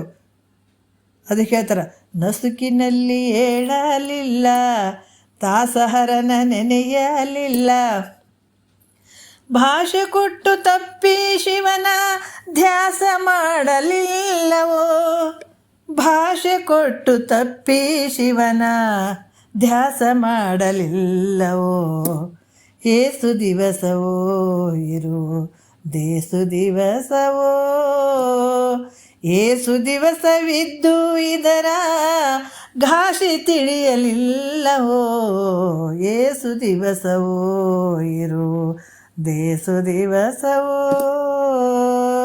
ನೋಡ್ರಿ ಎಷ್ಟು ಅದ್ಭುತವಾಗಿ ಹೇಳ್ತಾರೆ. ಅಷ್ಟು ವರ್ಷ ಆದರೂ ಕೂಡ ನಾವು ಭಗವಂತಗೆ ನಾವು ಧ್ಯಾಸನೇ ಮಾಡಲಿಲ್ಲ, ನೆನಿಲಿಲ್ಲ, ತಿಳ್ಕೊಳ್ಳಿಲ್ಲ ಅಂದರೆ ಎಲ್ಲ ವ್ಯರ್ಥ ಅಲ್ಲ. ಏನು ಮಾಡಿದ್ರೆ ಏನಾಯಿತು? ಈ ಶರೀರಕ್ಕೆ ಎಷ್ಟು ಹುಟ್ಟಿದ್ರೆ ನೀ ತಿಳ್ಕೊಳ್ಳಿಲ್ಲ ಅಂದ್ರೆ ಹುಟ್ಟೇ ಇಲ್ಲ ಅಂತಾರೆ ಮಹಾತ್ಮರು. ಅದಕ್ಕೆ ಒಂದು ದೃಷ್ಟಾಂತ ನೆನಪಿಗೆ ಬರ್ತದೆ. ಅದು ಒಂದು ಚೂರು ಹೇಳ್ಕೊಂಡು ಹೋಗ್ಬಿಡೋಣ. ಇದನ್ನು ಮೊದಲು ಬಂದ ವಿಚಾರಗಳು ಆದರೂ ಕೂಡ ಒಂದು ಹೇಳೋಣ. ಒಬ್ಬ ಸಾಧು ಬಂದಿದ್ದ. ಮತ್ತು ನಾನು ಇಂದು ವಿಚಾರದಾಗ ಹೇಳೀನಿ, ಸಾಧು ಸಂತರು ಯಾರಂದ್ರೆ ಪ್ರತಿನಿತ್ಯ ನನ್ನನ್ನು ನಾನು ತಿಳ್ಕೊಳ್ಬೇಕು. ನಿಜಗೊಂಡ್ರೆ ಏನು ಹೇಳಿದಾರ, ಈ ವಿಚಾರ ಕಿವಿಗೆ ಬಿದ್ದ ತಕ್ಷಣ ನಾವು ಚಿಂತನೆ ಶುರು ಮಾಡಿಬಿಡ್ಬೇಕು. ಏನು ಹೇಳಿದಾರ? ಆರು ನಾನೆಂದು ವಿಚಾರಿಸು, ವಿಷಮ ಸಂಸಾರವಿದು ಕನಸೆಂದು ಅರಿ, ಮಾರಮರ್ದನ ಶಂಭು ಲಿಂಗವನ್ನು ಒಲಿಸಿ ಗಂಭೀರ ಸುಖದೊಳರಿಂದ ಅರ್ಪು ಅಂತ ಹೇಳಿದ್ದಾರೆ ಅವರು. ಆರು ನಾನೆಂದು ವಿಚಾರಿಸು, ವಿಷಮ ಸಂಸಾರವಿದು ಕನಸಂತ ತಿಳ್ಕೊ. ಅದಕ್ಕೆ ನಾನು ಯಾರಿದ್ದೀನಿ ಅಂತ ತಿಳ್ಕೊಳ್ಳುವಂಥದ್ದು ಭಾಳ ಮುಖ್ಯ ಆಗ್ತದೆ. ಅದಕ್ಕೆ ಈ ರೀತಿ ನಿಜಗೊಂಡ್ರೆ ಹಿಂಗೆ ಹೇಳಿದಾರಂತ ಹೇಳಿದ ತಕ್ಷಣವೇ ನಾವು ಇದನ್ನು ನಾನು ಯಾರಿದ್ದೀನಿ, ಇಲ್ಲಿಗೆ ಯಾಕೆ ಬಂದೆ ಅನ್ನುವಂಥದ್ದು ಭಾಳ ಮುಖ್ಯ ಆಗ್ತದೆ. ಇದನ್ನು ಪ್ರತಿ ದಿವಸ ಇದನ್ನು ತಿಳ್ಕೊಂಡು ಗುರುವಾಕ್ಯವನ್ನು ಕೇಳಬೇಕಂತ ಹಂಬಲ. ಇವತ್ತು ಹಿಂಗೆ ಬಂತಲ್ಲ ವಿಷಯ, ಇದು ಏನಿರ್ಬೋದು ಅಂತ ಮನನ ಮಾಡುವಂಥದ್ದು, ನಿಧಿಧ್ಯಾಸನಕ್ಕೆ ಹೋಗುವಂಥದ್ದು, ಇದನ್ನು ಮಾಡುವಂಥವ್ರು ಯಾರದಾರ, ಈ ಭಾವ ಯಾರಿಗೈತಲ್ಲ ಅವ್ರು ಸಾಧು ಸಂತರು. ಸಾಧು ಸಂತರು ಅಂದ್ಗಳೇ ಏನು, ಮೈ ಮೇಲೆ ಕಾವಿ ಬಟ್ಟೆ ಹಾಕ್ಕೊಂಡು, ರುದ್ರಾಕ್ಷಿ ಹಾಕ್ಕೊಂಡು, ಜಟದಾರಿ ಮಾಡ್ಕೊಂಡು ಅಂತ ತಿರುಗಾಡಿ, ಇದ್ರ ಬಗ್ಗೆ ತಲೆನೇ ಗೊತ್ತಿಲ್ಲ, ವಿಚಾರಗಳೇ ಗೊತ್ತಿಲ್ಲ, ಇದ್ರ ಬಗ್ಗೆ ಏನೂ ಇಲ್ಲ ಅಂದ್ರೆ ಅವ್ರು ಸಾಧು ಸಂತರು ಆಗ್ತಾರೇನ? ಶರೀರಕ್ಕೆ ಇವತ್ತು ಯಾರಾದರೂ ಹಾಕ್ಕೋಬೋದು, ಎಲ್ಲಷ್ಟು ಹಾಕ್ಕೋಬೋದು, ಏನಾದರೂ ಹಾಕ್ಕೊಳ್ಬೋದು. ಮೈ ತುಂಬ ವಿಭೂತಿಯನ್ನು ಪಡ್ಕೊಳ್ಳಿ, ರುದ್ರಾಕ್ಷರ ಹಾಕ್ಕೊಳ್ಳಿ, ಕಾವಿ ಬಟ್ಟೆರ ಹಾಕ್ಕೊಳ್ಳಿ. ಆದ್ರೆ ಒಳಗೆ ಮನಸ್ಸು ಸನ್ಯಾಸಿಯಾಗಿಲ್ಲಲ್ಲ, ತೊಗೊಂಡು ಏನು ಮಾಡ್ತೀರಿ ಅಲ್ಲ? ಅದಕ್ಕೆ ಮಹಾತ್ಮರು ಭಾಳ ಅದ್ಭುತವಾಗಿ ಹೇಳುತ್ತಾರೆ. ಯಾಕೆ ಈ ವಿಚಾರ ಬಂತು ಅಂತಂದ್ರೆ ನೋಡ್ರಿ, ಆ ಸಾಧು ಆ ಒಂದು ಮನೆ ಮುಂದೆ ನಿಂತು ಭಿಕ್ಷಾಂದೇಹಿ ಅಂತ ಕೇಳಿದ್ಗಳೇನೋ ಒಬ್ಬ ಹೆಣ್ಮಗಳಿಗೆ ಏನು ಮಾಡ್ತಿದ್ಳು, ರಂಗೋಲಿ ಹಾಕ್ತಾ ಇದ್ದಳು. ಆ ಭಿಕ್ಷಕ್ಕೆ ಬಂದನು ಸಾಧು. ಅಂದ್ರೆ ಆ ಮನೆ ಸೊಸಿಗೆ ಭಾಳ ಸಂಸ್ಕಾರ ಇತ್ತು. ನೋಡ್ರಿ, ಮಕ್ಕಳಿಗೆ ಮನೆಗೆ ಕೊಟ್ಟಿರ್ತೀವಿ, ಬೇರೆ ಬೇರೆ ಮನೆಗೆ ಕೊಟ್ಟಿರ್ತೀವಲ್ಲ, ಅವು ಮನ್ಯಾಗ ಅವಕ್ಕೆ ಬೇರೆ ಮನ್ಯಾಗಿದ್ದವಕ್ಕೆ ಸಂಸ್ಕಾರ ಇರಂಗಿಲ್ಲ ಅವಕ್ಕೆ ಒಂದೊಂದಕ್ಕೆ. ಪಾಪ ಈ ಹೆಣ್ಮಕ್ಳು ಭಾಳ ಸಂಸ್ಕಾರ ಇತ್ತು. ಇವ್ರ ಅಪ್ಪ ಅಮ್ಮ ಬರೀ ಶರಣರ ಸತ್ಸಂಗದಾಗ ಬಂದಿದ್ವು. ಆ ಹುಡುಗಿಗೆ ಭಾಳ ಸತ್ಸಂಗ ಇತ್ತು ಹೆಣ್ಮಗಳಿಗೆ. ಆಕೆಗೆ ಸಾಧು ಸಂತರು ಕಂಡ್ರೆ ಭಾಳಷ್ಟು ಭಕ್ತಿ ಉಕ್ಕಿ ಬರ್ತಿತ್ತು. ಆಕೆಗೆ ಭಾಳಷ್ಟು ಭಕ್ತಿ ಮಾಡ್ತಿದ್ದಳು. ಅವು ಮನೆಯಾಗಿದ್ರೆ ಅತ್ತಿ ಮಾವಕ್ಕೆ ಏನೂ ಇರಲಿಲ್ಲ. ಅವಕ್ಕೆ ಇದೇನಿದು ಬರೀ ಸಾಧು ಸಂತರು ಅಂತದಿದು ಅಂತ ಅವು ತಿಳ್ಕೊತಿದ್ವು. ಯಾಕೆ ಅವಕ್ಕೆ ಸಂಸ್ಕಾರನೇ ಇರಲಿಲ್ಲ ನೋಡ್ರಿ. ಅದಕ್ಕೆ ಆ ಬಂಧುಗಳೇ ಆ ಸಾಧು ನೋಡಿಬಿಟ್ಟು ಭಕ್ತಿ ಭಾವದಿಂದ ಅಪ್ಪ ನಮ್ಮ ಮನೆಗೆ ಒಳಗಡೆ ಪಾದ ಹಾಕಪ್ಪ ಅಂತಂದಳಕಿ. ನಮ್ಮ ಮನೆಗೆ ಒಳಗೆ ಬಾಪ್ಪ ನಿನ್ನ ಪಾದ ಹಾಕು ಒಳಗಡೆ. ಅದು ಗಾಬರಿ ಆಯಿತು. ಯಾಕಂದ್ರೆ ಚಂತನ ಮುಂಜಾನೆಯಿಂದ ತಿರುಗಾಡಿ ನೀವು ಒಬ್ಬರು ನನಗೆ ಒಳಗೆ ಕರೀಲಿಲ್ಲ, ಒಬ್ಬರು ನನಗಿಷ್ಟು ಭಕ್ತಿಯಿಂದ ಯಾರೂ ನೋಡೇ ಇಲ್ಲ ನನಗೆ. ಆದರೆ ಈ ಅಮ್ಮ ಎಂಥ ಸಂಸ್ಕಾರ ಐತಲ್ಲಪ್ಪ, ನನಗೆ ಒಳಗೆ ಬಾ ಅಂತ ಅನ್ನಕತ್ತಾಳ ಅಂಥೇಳಿ ಪಾಪ ಬಾತನು ಭಕ್ತಿ ಭಾವದಿಂದನೇ ಕರೆದಾಗ ಒಳಗೆ ಹೋಗಿ ಕೂತ್ಕೊಂಡ. ಭಾಳ ಖುಷಿಯಾಯಿತು. ಅತ್ತೆ ಮಾವನು ಅಟ್ಟಕಟ್ಟೆ ಇದ್ದರು ನೋಡ್ರಿ. ಅಲ್ಲಿ ಏನಾಯಿತು, ಭಾಳ ಖುಷಿಯಾಯಿತು. ಭಾಳ ಭಕ್ತಿಯಿಂದ ಎಲ್ಲ ಊಟದ್ದು ರೊಟ್ಟಿ ಅನ್ನ ಸಾರು ಅದೆಲ್ಲ ಏನೇನು ಕೊಡ್ಬೇಕಾಯ್ತು ಎಲ್ಲ ಭಿಕ್ಷೆ ಕೊಟ್ಟ ಮೇಲೆ ಖುಷಿಯಾಗಿ ನಮಸ್ಕಾರ ಮಾಡಿದಳು. ಅದಕ್ಕೆ ಯವ್ವ ಎಷ್ಟು ಸಣ್ಣ ವಯಸ್ಸವ್ವ, ನಿನಗೆ ಎಷ್ಟು ವಯಸ್ಸವ್ವ, ಎಂಥ ಭಾವ ಐತೆ ಅಂತ ಒಂದು ಪ್ರೀತಿಲಿಂದ ಅವ್ರು ಕೇಳಿದರು. ಅಕ್ಕಿ ಅಂದಳಿ ಅಪ್ಪ ನನಗೆ 10 ವರ್ಷ ಐತೆಪ್ಪ ಅಂದಳಕಿ. 10 ವರ್ಷನಾ ಅಂತಂದೆ. ಯವ್ವ ಮತ್ತು ನಿನ್ನ ಗಂಡಿಗೆ ಎಷ್ಟು ವರ್ಷ ಅಂತಂದು. ಯಪ್ಪ ನನ್ನ ಗಂಡಗೆ 5 ವರ್ಷ ಅಂತಂದಳು. ಅಂದಗಡೆ ಮತ್ತೆ ಗಾಬರಿ ಆದತ. 5 ವರ್ಷನಾ? ಮತ್ತು ನಿಮ್ಮ ಅತ್ತಿಗೆ ಎಷ್ಟು ವರ್ಷ? ಯಪ್ಪ ನಮ್ಮ ಅತ್ತಿಗೆ 2.5 ವರ್ಷ ಅಂದಳಾಕಿ. ಮತ್ತಿನ್ನೂ ಗಾಬರಿ ಆದತ. ಭಾಳ ವಿಚಿತ್ರ ಅನ್ಸಕತ್ತಿದವ ನಿನ್ನ ಮಾತು. ನಿಮ್ಮ ಮಾವಿಗೆ ಎಷ್ಟು ವರ್ಷ? ಯಪ್ಪ ನಮ್ಮ ಮಾವು 1 ವರ್ಷ ಅಂದಳು. ಅದಕ್ಕೆ ಭಾಳಷ್ಟು ಗಾಬರಿ ಬಿಡ್ತು. ಯವ್ವ ಇದೆಲ್ಲ ಮಾತು ಹೇಳಕತ್ತೀಯಲ್ಲ, ನನಗಿದು ಅರ್ಥನೇ ಆಗಲಿಲ್ಲ ಯವ್ವ ಅಂತಂದತ. ಅದಕ್ಕೆ ಅರ್ಥನೇ ಆಗಲಿಲ್ಲ ಈ ಮಾತು ಅಂದಾಗ ಆಕೆ ಅಂದಳು, ಅಪ್ಪ ನಾನು ಎಷ್ಟೋ ಒಂದು ಭಕ್ತಿ ಅದೆಲ್ಲ ಮಾಡಿದ್ದೀನಿ ಅಪ್ಪ, ಆದ್ರೆ ನಾನು ಸತ್ಸಂಗದೊಳಗೆ ಗುರುವಚನಗಳು ವಾಕ್ಯಗಳನ್ನು ನಾನು ಕೇಳಿರಲಿಲ್ಲ. ಈಗ ಮದುವೆಯಾಗಿ ಬಂದ ಮೇಲೆ ನನಗೆ ಗುರುವಾಕ್ಯಗಳು ಶ್ರವಣ ಮಾಡ್ತಾ ಇದ್ದೀನಿ. ನಾನೀಗ ಗುರು ಮುಖಾಂತರ ಶ್ರವಣ ಮಾಡ್ತಾ ಇದ್ದೀನಿ. 10 ವರ್ಷ ಐತಪ್ಪ ನಾ ಮಾಡಾಕತ್ತಿ. ಅದಕ್ಕೆ ನಾನು ಈಗ ಹುಟ್ಟಿ ನೋಡು, 10 ವರ್ಷ ಆಗ್ಯದ ನೋಡಿ ನಾನು ಹುಟ್ಟಿ ಅಂದಳು ಅಂತ ನೋಡ್ರಿ. 10 ವರ್ಷ ಆಗ್ಯದ ನಾವು ಹುಟ್ಟಿ. ಮತ್ತು ನಿನ್ನ ಗಂಡ 5 ವರ್ಷದಿಂದಲ್ಲವ ನಿನ್ನ ಗಂಡಗೆ ಅಂತಂದತ್ತ. ಯಪ್ಪ ನಾನು ಗಂಡಿಗೆ ಹೇಳಿದೆ, ನೋಡು ನನ್ನ ಜೊತೆ ಬಾ, ನೀನು ಕೇಳು, ಕುಂತು ಕೇಳಿದಂದ್ರೆ ನೀ ಪಾವನ ಆಗ್ತಿದ್ದಿ, ಜನ್ಮ ಸಾರ್ಥಕ ಆಗ್ತದ. ನೀನು ಒಂಚೂರು ಕೇಳು ಅಂತಂದ್ರೆ ನನಗೆ ಯಾಕೆ ಬೇಕು ಒಂದು ಅಷ್ಟು ಹೇಳಿದ ಮೇಲೆ ಯಪ್ಪ ಆತನು ಈಗ ನನ್ನ ಜೊತೆ ಕೇಳಕತ್ತೇನ, ಆತ 5 ವರ್ಷ ಆಯ್ತಪ್ಪ ಕೇಳಕತ್ತಿ, ಅದಕ್ಕೆ 5 ವರ್ಷದವ ಆತದನ ಅಂತಂದ್ರೆ. ಮತ್ತು ನಿಮ್ಮ ಅತ್ತಿ 2.5 ವರ್ಷದಿಂದಲ್ಲವ ಅಂತ. ಯಪ್ಪ ಅದು ಸುಮ್ಮನೆ ಕುಂತು ಅಲ್ಲಿ ಕಟ್ಟಿಗೆ ಕುಂತು ಅದು ಇದು ಮಾತಾಡೋದಕ್ಕೆ ಅದು ಯಾಕೆ ಮಾಡಿದ್ರಿ ಇದು ಯಾಕೆ ಮಾಡಿದ್ರಿ ಅಂತ ಒದರಾಡ್ಕೊಂತ ಕುಂದಿರ್ತಿತ್ತು. ಬಂದವರಿಗೆ ವಾದರಿಗೆ ಬೈಕೊಂತ ಕುಂದಿರ್ತಿತ್ತು. ಅತ್ತಿ ಇದನ್ನು ಬಿಟ್ಬಿಡು, ಸುಮ್ಮನೆ ಗುರುಗಳು ವಾಕ್ಯಗಳು ಹೇಳ್ತಾರೆ, ಇದನ್ನು ಕೇಳು ಒಂದು ಸ್ವಲ್ಪ, ನಿನ್ನ ಕಿವಾಗ ಹಾಕು ಅಂತ ಹೇಳಿ ಸಾಕಾಗಿ ಈಗ 2.5 ವರ್ಷ ಆಯ್ತಪ್ಪ ಕೇಳಕತ್ತದ, ಅದಕ್ಕೆ 2.5 ವರ್ಷ ಆಗ್ಯದ ನಾವು ಹುಟ್ಟಿ ಅಂತಂದಳು. ಮತ್ತು ನಿಮ್ಮ ಮಾವಿಗೆ ಯವ್ವ ಅಂತಂದು. ನಮ್ಮ ಮಾವನು ಹಂಗೆ ಕುಂತು ಕಾಲ ಕಳಿತಿತ್ತು, ಅದಕ್ಕೆ ಬೈಯೋದು ಇದಕ್ಕೆ ಬೈಯೋದು, ಬರೀ ಹಿಂಗೆ ಕಾಲ ಕಳಿತಿತ್ತು. ಎಲ್ಲರೂ ಸೇರ್ಕೊಂಡು ಅದಕ್ಕೆ ಹೇಳಿ ಈ 1 ವರ್ಷದಿಂದ ಕೇಳಕತ್ತಿದ್ದೆಪ್ಪ, ಅದು 1 ವರ್ಷ ಆಗ್ಯದ ನೋಡಿ ಹುಟ್ಟಿ ಅಂತಂದಳಂತ ನೋಡ್ರಿ. ಅಂತಾಗ ಆತ ಅರೆ ಯವ್ವ ನೀ ಇಷ್ಟೆಲ್ಲ ಹೇಳಿದ್ರಿ, ನಾ ಕೇಳಿದೆ ಯವ್ವ, ಆದ್ರೆ ನಾ ಇನ್ನೂ ಹುಟ್ಟೇ ಇಲ್ಲ ಅಂದನಂತ ನೋಡ್ರಿ. ಇದು ನೋಡ್ರಿ ಹೆಂಗೈತೆ. ನಾ ಇನ್ನೂ ಹುಟ್ಟೇ ಇಲ್ಲ ಅಂತ ಓದ್ನಂತ ಅಂತ. ಹಿಂಗೆ ನಾವು ಯಾವಾಗ ಇದನ್ನು ಶುರು ಮಾಡ್ತೀವಿ ಕೇಳೋಕೆ, ಆವಾಗ ನಮಗೆ ಸ್ವಲ್ಪ ಕಣ್ಣು ತೆಗ್ದಾವ ಅಂತ ಹೇಳಬೇಕು. ಸ್ವಲ್ಪ ಒಂದು ಚೂರು ತೆಗಿತಾ ಇದ್ದಾವ. ನಾವು ಈಗೀಗ ಒಂದು ಸ್ವಲ್ಪ ಹುಟ್ಟಿದ್ದೀವಿ ಅಂತ ಅಂದ್ಕೊಳ್ಬೇಕಾದ ತಿಳಿತಾ ಹೋದಾಗ. ಹಂಗಾದ ಜೀವನ. ಇಲ್ಲಾಂದ್ರೆ ನೀ ಬೇಕಾದಂಥ ಅಧಿಕಾರಿ ಇರು, ಬೇಕಾದಂಥ ರೂಪಾಯಿ ಗಳಿಸು, 4 ಮನೆ ಕಟ್ಟು, 4 ಗಾಡಿ ತೊಗೊಂಡು ಜಮ್ ಅಂತ ತಿರುಗಾಡು. ಹೆಂಗದ ಕನಸಿನಲ್ಲಿ ತಿರುಗಾಡ್ದಂಗೆ. ನಿಜವಾದದ್ದಲ್ಲ ಅದು, ಕನಸಿನಲ್ಲೇ ಕೈ ಆಡಿಸ್ದಂಗೆ ನೀನು. ಇನ್ನು ಭಾಳ ದೂರ ಐತಿ ನಿಂದು. ಅದು ಶಾಶ್ವತನ ಅಲ್ಲ, ಶಾಶ್ವತ ಆನಂದನೂ ಅಲ್ಲ. ಅಲ್ಲೇ ಏನು ನೀನು ಸುಖ ಅಂತಿದ್ದು ಅದು ಯಾವುದು ಶಾಶ್ವತ ಅಲ್ಲಪ್ಪ. ನಿಜವಾದ ಇರುವಿಕೆನೇ ನಿಂದು ಬೇರೆ ಐತಿ ಅದು. ಆ ಎಚ್ಚರಿಕೆ, ಆ ಇರುವಿಕೆ ಒಳಗೆ ಬಾ ನೀನು ಅನ್ನುವಂಥದ್ದು ಗುರುವಾಕ್ಯಗಳು. ಅದಕ್ಕೇನು ಹೇಳ್ತಾರ, ಅಪ್ಪ ಈ ಶರೀರ ಅಸ್ಥಿರವಾಗಿರುವಂಥದ್ದು ಐತೋ, ಇದನ್ನು ಸತ್ಯ ಅಂತ ನಾನು ಹೆಂಗೆ ನಂಬಲಿ? ಅದಕ್ಕೆ ನಾನು ಏನಪ್ಪ ಅಂದ್ರೆ ನಿನಗೆ ಶರಣಾಗತನಾಗಿದ್ದೀನಿ, ನನ್ನ ರಕ್ಷಣೆ ಮಾಡಪ್ಪ ಅಂತ ಪರಮಾತ್ಮನ ಕುರಿತು ಬೇಡ್ಕೊಳ್ತಾನೆ. ಮಸಾಲೆ ಸದಿಯ ಪುಣ್ಯಮಯ ಕೀರ್ತಿಯನ್ನು ಕೊಡಪ್ಪ ಅಂತ ಇಲ್ಲಿ ಕೇಳ್ಕೊಳ್ತಾನೆ. ಅದಕ್ಕೆ ಇಲ್ಲಿ ಜಗತ್ತಿನ ಒಳಗೆ ಎಲ್ಲವೂ ಅಸ್ಥಿರವಾಗ್ಯದ. ಅಂದಮೇಲೆ ಸ್ಥಿರವಾದದ್ದು ಯಾವುದ್ರಪ್ಪ ಅಂತ ಕೇಳಿದ್ರು ಕೂಡ ಧರ್ಮ ಕೀರ್ತಿ ದ್ವಯಂ ಸ್ಥಿರಂ ಅಂತ ಹೇಳ್ತಾರೆ. ಇವೆರಡು ಏನದಾವ, ಧರ್ಮ ಕೀರ್ತಿ ಇವೆರಡು ಹೆಂಗದಾವ ಅಂದ್ರೆ ಸ್ಥಿರವಾಗಿರುವಂಥದ್ದು. ಮತ್ತು ಧರ್ಮ ಮತ್ತು ಕೀರ್ತಿ ಇವೆರಡೇ ಜಗತ್ತಿನಲ್ಲಿ ಸ್ಥಿರವಾಗಿರುವಂಥದ್ದು. ಅದರಿಂದ ದೇವ ಅಂಥ ಪುಣ್ಯಮಯವಾಗಿದ್ದಂತಹ ಈ ಕೀರ್ತಿ ಮತ್ತು ಧರ್ಮಗಳನ್ನು ನನಗೆ ದಯಪಾಲಿಸಪ್ಪ ಅಂತ ಮಹಾತ್ಮರಿಗೆ ಕೇಳ್ಕೊಳ್ಳುವಂಥದ್ದು. ಮತ್ತಿನ್ನೂ ಒಂದು ಹೇಳ್ತಾರೆ, ಶಾಂತರೊಸೆದವುದೆಂದು ಬಣ್ಣಿಸುವ ವರ್ತನವನು ಅಂತ ಹೇಳ್ತಾರೆ. ಏನು ಹೇಳ್ತಾ ಇದ್ದಾರೆ, ಸತ್ಪುರುಷರು ಜಗತ್ತಿನ ಒಳಗೆ ಅಜ್ಞಾನಿನೇ ಚಪ್ಪರಿಸ್ತಾನೆ ಬೆನ್ನು. ಯಾಕಂದ್ರೆ ಅದನ್ನು ಅಜ್ಞಾನದಾಗ ಬಿದ್ದಿರ್ತದೆ. ಇದನ್ನು ಅಜ್ಞಾನದ ಕೆಲಸಗಳನ್ನು ಮಾಡ್ಕೊಂಡು ಇದು ಬಡಿ ಇದಕ್ಕೆ ಅದು ಬಡಿ ಚಪ್ಪರಿಸೋದೇ ಬೆನ್ನು. ನೀ ಭಾರಿ ಮಾಡಿದ್ವ ಭಾರಿ ಹೆಂಗಾರ ಗಳಿಸ್ಲಿ ರೊಕ್ಕ ಅಧರ್ಮದಿಂದ ಹೆಂಗಾರ ಗಳಿಸ್ಲಿ. ಮತ್ತು ಇದ್ದಕ್ಕಿದ್ದಂಗೆ ಒಬ್ಬರು ವ್ಯಕ್ತಿ ನೋಡ್ರಿ ಹೆಂಗೆ ಮಾತುಗಳದ ಮಹಾತ್ಮರ ವಾಕ್ಯಗಳು. ಇದ್ದಕ್ಕಿಂತ ದೊಡ್ಡ ಶ್ರೀಮಂತ ಅಂತಂದ್ರೆ ಮತ್ತು ಅವನು ಹೆಂಗೆ ಗಳಿಸ್ಯಾನ ಯಾರಿಗೆ ಗೊತ್ತು. ಧರ್ಮದಿಂದ ಕೂಡಿದ್ದೈತು, ಅಧರ್ಮದಿಂದ ಕೂಡಿದ್ದೈತು. ಅಧರ್ಮದಿಂದ ಕೂಡಿದಂಥದ್ದು ಮನಸ್ಸುಗಳು ಆ ಕಡೆ ಆಗಿಬಿಡ್ತಾವಲ್ಲಿ. ಇದರಲ್ಲಿ ಲೆಕ್ಕ ಅದಾವ್ರಿ, ಲೆಕ್ಕ. ಯಾವ ರೀತಿ ಅಂತಂದ್ರೆ ನೋಡ್ರಿ, ಒಂದು ಗಣಿತ ಮಾಡಬೇಕಾದ್ರೆ ಲೆಕ್ಕ ಮಾಡಬೇಕಾದ್ರೆ ಸೂತ್ರಗಳು ಇರ್ತಾವಿಲ್ಲ, ಅದ್ರಾಗ ಇದು ಸೂತ್ರದ ಮೇಲೆ ನಡೆದಂಥದ್ದು.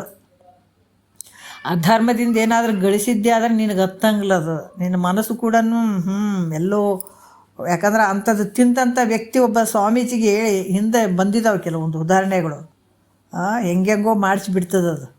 ಅದಕ್ಕೆ ಇಲ್ಲಿ ಕೂಡ ಹೇಳ್ತಾರ, ಶಾಂತರೊಸೆದವುದೆಂದು ಬಣ್ಣಿಸುವ ವರ್ತನ ಒಂದು ಸತ್ಪುರುಷರು. ಹಬ್ಬ ಎಷ್ಟು ಒಳ್ಳೆ ಜೀವನ ಮಾಡ್ತಾಯಿದ್ದಾನೆ. ಯಾವುದಕ್ಕೆ ಮೆಚ್ಚುತ್ತಾರೆ ಅವರು? ನೀನು ಶ್ರೀಮಂತಿಕೆಗೆ ಮೆಚ್ತಾರನ್ನ ಅವರು? ರೊಕ್ಕ ಭಾಳ ಗಳಿಸಿನಂತ ಮೆಚ್ತಾರನ್ನ ಅವರು? ಅಲ್ಲ. ಅದಕ್ಕೆ ಇಲ್ಲಿ ಹೇಳ್ತಾರೆ, ನಾವು ಶ್ರೀಮಂತನಾಗಿದ್ದ ಪುರುಷ ಏನಾಗ್ತಾರೆ, ಜನರು ಜಗತ್ತಿನೊಳಗೆ ಶ್ರೀಮಂತರಾಗಿದ್ದಂಥ ಪುರುಷ ಎಂಥ ದುರ್ಗುಣಿ ಆದರೂ ಕೂಡ ಜನರು ಅವನನ್ನು ಹೊಗಳ್ತಾರೆ. ಅವನಿಂದ ಏನು ಬರೋಂಗಿಲ್ಲ. ಭಾಳ ದೊಡ್ಡ ಶ್ರೀಮಂತರು ಇರ್ತಾರೆ ಅಂತ ತಿಳ್ಕೊಳ್ರಿ. ಈಗ ವಾಸ್ತವ ಜಗತ್ತಿನಲ್ಲಿ ನಾವು ನೋಡುವಂಥ ವಿಚಾರಗಳು ಇವು. ಮತ್ತು ಈ ಮಹಾತ್ಮರು ಬೇರೆ ಬೇರೆ ದೂರ ವಿಚಾರಗಳು ಹೇಳಿಲ್ಲ ಅವರು. ನಮಗೆ ಈಗ ಹೆಂಗೆ ನಡೀತಾ ಇರುವಂಥ ವಿಚಾರಗಳನ್ನೇ ಹೇಳ್ತಾರೆ ಅವರು. ಈಗ ಭಾಳ ದುಡ್ಡು ಇರ್ತಾವೆ, ಭಾಳ ಶ್ರೀಮಂತರು ಇರ್ತಾರಲ್ಲ, ಆತ ಎಂಥ ಕೆಟ್ಟ ಗುಣಗಳಿಂದ ಕೂಡಿದ್ರು ಕೂಡ ಆತನ ಮುಂದೆ ಹೋಗ್ತಾರೆ ಜನ. ಅವತ್ತಿಂದ ಏನು ಕೊಟ್ಟಿರಂಗಿಲ್ಲ, ಆತಂದು ಏನು ಇರಂಗಿಲ್ಲ ಅಂದರೂ ಕೂಡ ಶ್ರೀಮಂತ ಇದ್ದ ದುರ್ಗುಣಗಳಿಂದ ಕೂಡಿದ್ನಂದ್ರೆ ಭಾರಿ ರೀ ನೀವು ಹಂಗ್ರಿ ಹಿಂಗಿರಿ ಅಂತ ಹೊಗಳ್ತಾರೆ ಅವರಿಗೆ. ಹೌದಿಲ್ಲ? ಯಾಕಂದ್ರೆ ಇಲ್ಲಿ ಇದರಲ್ಲಿ ದುಡ್ಡಿದ್ದವನೇ ದೊಡ್ಡ ಅಂತ ಹೇಳ್ಬಿಟ್ಟು ಗಾದೆ ಮಾತು ಕೂಡ ಹೇಳ್ತಾರಲ್ಲ. ಅದ್ರಂಗ ಈ ರೀತಿಯಿಂದ ಕೊಂಡಾಡ್ತಾರೆ ಅವ್ರಿಗೆ. ಇಲ್ಲಿ ಅಜ್ಞಾನಿ ಜನರು ಹಂಗೆ ಕೊಂಡಾಡ್ತಾರಲ್ಲ, ಜ್ಞಾನಿಗಳು ಹಂಗೆ ಕೊಂಡಾಡ್ತಾರೇನು, ಹಂಗೆ ಏನಾರು ಹೇಳ್ತಾರೇನು ಅಂತ ಅವ್ರು ಏನಾರು ಹಂಗೆ ಹೊಗಳ್ತಾರೆ ಅಂದ್ರೆ ಸತ್ಪುರುಷರು ಅಂದ್ರೆ ಈ ವೈಭೋಗದ ಜೀವನ, ಎಷ್ಟು ದುಡ್ಡದವ, ಎಷ್ಟು ಆಸ್ತಿ ಐತೆ, ಇವೆಲ್ಲವುಗಳನ್ನು ಕಂಡವ್ರು ಹೊಗಳಂಗಿಲ್ಲ. ಹೆಂಗೆ ಅಂತಂದ್ರೆ ಹೇಳ್ತಾರೆ ಸತ್ಪುರುಷರು ಏನು ನೋಡ್ತಾರೆ. ಈ ಜ್ಞಾನಿಗಳು ನೋಡ್ರಿ, ನೇತಿಗಳೆದು ಕಾಯ ಕರಣ ಕಾರ್ಯಗಳ ಭೂತ ಕಾರಣ ಪಂಚಕವನುಳಿದು ನೀತಿ ಭೀತಿಯ ಮೀರಿ ನಿಂದು ನೋಡಲು ಪರಂ ಜ್ಯೋತಿ ಸ್ವರೂಪ ನೀನಾಗುತ್ತಿಂತು. ಹೌದಾ? ಜ್ಯೋತಿ ಸ್ವರೂಪದೇ ಅವ್ರು ಆಗಿರ್ತಾರೆ ಅಂದಾಗ ಅವರು ಬಡವ್ರು ಅಂತ ಅನ್ನಂಗಿಲ್ಲ, ಶ್ರೀಮಂತರು ಅನ್ನಂಗಿಲ್ಲ, ಅಂಥ ಜಾತಿ ಅನ್ನಂಗಿಲ್ಲ, ಇಂಥ ಜಾತಿ ಅನ್ನಂಗಿಲ್ಲ. ಯಾಕಂದ್ರೆ ಎಲ್ಲವನ್ನು ಮೀರಿರ್ತಾರೆ. ಎಲ್ಲವನ್ನು ಮೀರಿದವನು ಪರಂ ಜ್ಯೋತಿ, ಪರಮ ಸದ್ಗುರು ಆಗ್ತಾನತ್ತ. ಇನ್ನೂ ಅವನು ಜಾತಿ ಒಳಗಡೆ ಇದ್ದ, ಶ್ರೀಮಂತಿಕೆ ಬಡವರು ಒಳಗಡೆ ಇದ್ದ, ಇನ್ನೂ ಒಂದು ಗೆರೆ ಹಾಕ್ಕೊಂಡು ಅದ್ರ ಒಳಗಡೆ ಇದ್ನಂತಂದ್ರೆ ಅಂಥ ಪರಮ ಸದ್ಗುರು ಆಗಕ್ಕೆ ಸಾಧ್ಯ ಆಗಂಗಿಲ್ಲತ್ತ, ಹಂಗೆ ಅನ್ನಂಗಿಲ್ಲತ್ತ. ಆ ಸದ್ಗುರು ಹೆಂಗಂದ್ರೆ ಶ್ರೋತ್ರಿಯ ಬ್ರಹ್ಮನಿಷ್ಠ ಸದ್ಗುರುಗಳು ಎಲ್ಲವನ್ನ ಮೀರಿರ್ತಾರೆ. ಅದಕ್ಕೆ ನೇತಿಗಳೆದು ಕಾಯ ಕರಣ ಕಾರ್ಯಗಳ ಭೂತ ಕಾರಣ ಪಂಚಕವನುಳಿದು ನೀತಿ ಭೀತಿಯ ಮೀರಿ ನಿಂದು ನೋಡಲು ಪರಂ ಜ್ಯೋತಿ ಸ್ವರೂಪ ಅವರಾಗಿರ್ತಾರೆ ಅಂದಾಗ ಎಲ್ಲವನ್ನ ಆ ಊರನ್ನಂಗಿಲ್ಲ, ಈ ಊರನ್ನಂಗಿಲ್ಲ, ನನ್ನ ಊರನ್ನಂಗಿಲ್ಲ, ಇನ್ನೊಂದು ಊರನ್ನಂಗಿಲ್ಲ, ಆ ದೇಶ ಅನ್ನಂಗಿಲ್ಲ, ಈ ದೇಶ ಅನ್ನಂಗಿಲ್ಲ, ಬಡವ ಅನ್ನಂಗಿಲ್ಲ, ಶ್ರೀಮಂತ ಅನ್ನಂಗಿಲ್ಲ, ಆ ಜಾತಿ ಅನ್ನಂಗಿಲ್ಲ, ಈ ಜಾತಿ ಅನ್ನಂಗಿಲ್ಲ, ಏನಿಲ್ಲ ನೋಡ್ರಿ. ಎಲ್ಲವನ್ನ ಮೀರಿ ಮ್ಯಾಲ ಹೋದವನು ಪರಂ ಜ್ಯೋತಿ ಸ್ವರೂಪ ಆಗಿರ್ತಾನತ್ತ. ಇನ್ನು ಇಟ್ಟಿಟ್ಟದಾಗ ಇದ್ದನಂದ್ರೆ ಇನ್ನು ಅದ್ರ ಒಳಗಡೆ ಅದನ್ನಂತ ತಿಳ್ಕೊಬೇಕು ನಾವು. ಹೌದಲ್ಲ? ಅಂಥ ಒಂದು ಪರಮ ಜ್ಯೋತಿ ಸ್ವರೂಪ ಆದಂಥವನು ಸತ್ಪುರುಷರು ಯಾವುದನ್ನು ನೋಡ್ತಾರೆ ನಿನ್ನ ಹತ್ರ? ಏನಾದರೂ ಈ ದ್ರವ್ಯ, ಆಮೇಲೆ ವೈಭೋಗದ ಜೀವನ, ಇಂಥವೇನದ ಇದು ಈ ವಿಷಯ ಯಾಕೆ ಬಂತು ಅಂತಂದ್ರೆ, ಒಬ್ಬ ಸದ್ಗುರು ಇದ್ದ, ಅವಾಗಿದ್ರಂತಲ್ಲ ಈಗೂ ಇದ್ದಾರೆ, ಇಲ್ಲ ಅಂತಿಲ್ಲ. ಒಬ್ಬ ಬಡವ ಪಾಪ ಅವ್ನು ಬಂದು ಕೇಳ್ದ, ಅಪ್ಪ ನಮ್ಮ ಮನೆಗೆ ಪಾದ ಪೂಜೆಗೆ ಬರ್ರಪ್ಪ ಅಂತ ಕೇಳ್ದ. ಅದೇ ಟೈಮಲ್ಲಿ ಇನ್ನೊಬ್ಬ ಕೋಟಿಗಟ್ಟಲೆ ಕಟ್ಟಿದಂಥ ಶ್ರೀಮಂತನು ಬಂದು ಅಪ್ಪ ನಮ್ಮ ಮನೆಗೂ ಬಂದ್ರಪ್ಪ ಪಾದ ಪೂಜೆಗೆ ಅಂತಂದ. ಇಬ್ಬರು ಒಂದೇ ಟೈಮ್ನಲ್ಲಿ ಪಾದ ಪೂಜೆ ಇಟ್ಕೊಂಡಿದ್ದಾರ. ಒಂದು ಅರ್ಧ ಗಂಟೆ ವ್ಯತ್ಯಾಸಗಳು ಅಷ್ಟೇ, ಇಬ್ಬರು ಒಂದೇ ಕಡೆ ಅದಾವ ಮನೆಗಳು. ಬಂದರು. ಮೊದಲು ಅವ ಗುಡಿಸಲು ಮನೆ ಅದಕ್ಕೆ ಚಂದ ಅಚ್ಚುಕಟ್ಟಾಗಿ ಕಟ್ಕೊಂಡಿದ್ದಾನೆ. ಅವ್ರ ಮನೆಗೆ ಬಂದರು ಗುರುಗಳು, ಪಾದ ಹಾಕಿದ್ರು. ಅವರು ಅಗಮ್ಯ ಭಕ್ತಿ ಭಾವ ನೋಡ್ರಿ.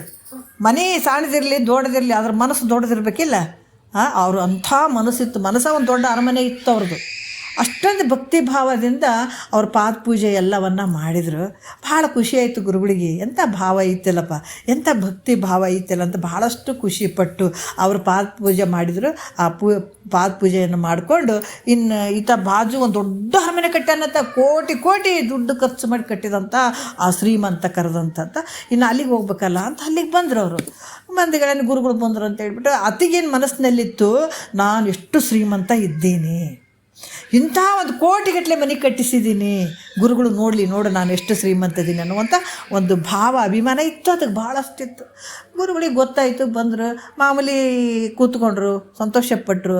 ಆಯಿತು ಅಪ್ಪ ನೋಡ್ರಪ್ಪ, ಅಡುಗೆ ಮನೆ ಹಿಂಗೈತಪ್ಪ, ಈ ಬೆಡ್ರೂಮ್ ಹಿಂಗೈತಪ್ಪ, ಈ ಬೆಡ್ರೂಮ್ ಹಿಂಗೈತಪ್ಪ, ಇದು ಹಾಲು ಐತಪ್ಪ, ಈ ಕಿಟಕಿಗಳು ಹಿಂಗೈತಪ್ಪ ಅಂತ ಎಲ್ಲ ತೋರಿಸಿದೆ.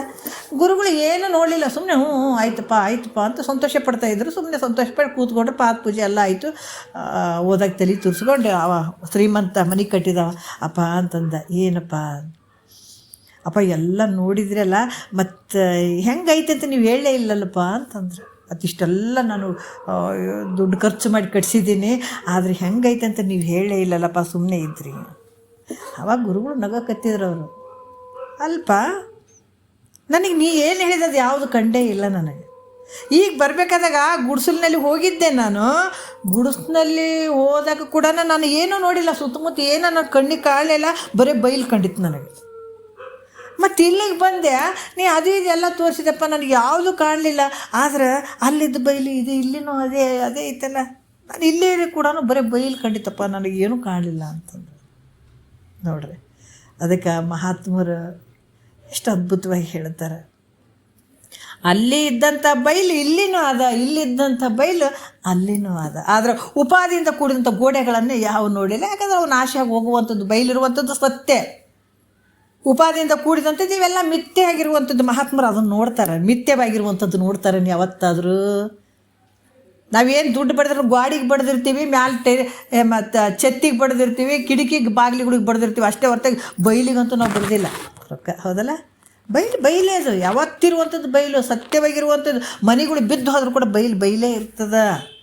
ಅದಕ್ಕೆ ಗುಡಿಸೋದಾಗಿದ್ದು ಬೈಲು ಬೇರೆ ಅದ, ಇಲ್ಲಿ ಬಿದ್ದು ಬೈಲು ಬೇರೆ ಅದ, ಎರಡು ಒಂದೇ ಅದ. ಮಹಾತ್ಮರು ಹಂಗೆ ನೋಡ್ತಾರೆ. ಅದಕ್ಕೆ ಯಾವುದನ್ನು ಈತ ಶ್ರೀಮಂತ ಅದಾನ, ಈತ ಬಡವ ಅದಾನ, ಈತ ಹಂಗೆ ಅದಾನ ಹಿಂಗೆ ಅದಾನ ಅಂತ ಯಾವುದನ್ನು ನೋಡಂಗಿಲ್ಲ. ಹಾಗಾಗಿ ಸತ್ಪುರುಷರು ಇಂಥ ವೈಭೋಗದ ಜೀವನ ಅದಾವ್ರಿ.